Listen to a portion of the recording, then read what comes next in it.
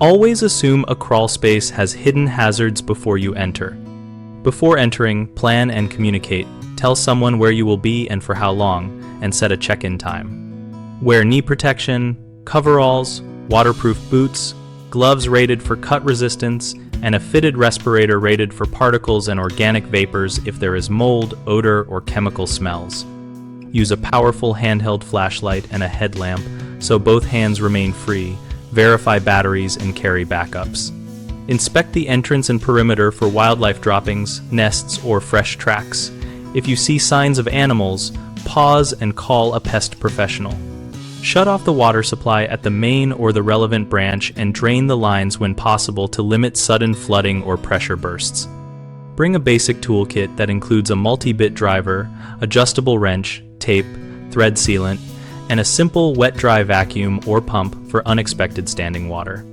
Keep a charged cell phone in a waterproof pouch and maintain clear egress by moving only what you need and marking obstacles so you can retrace your path.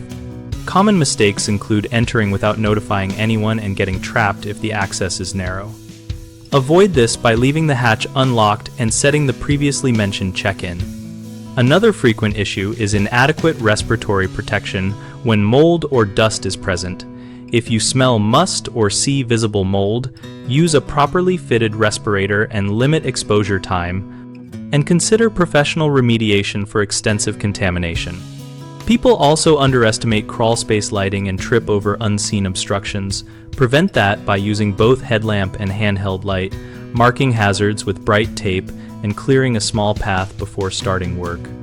BigHomeProjects.com connects homeowners with local contractors for tasks like crawl space, plumbing, and shares a discussion community where members exchange first-hand tips and experiences.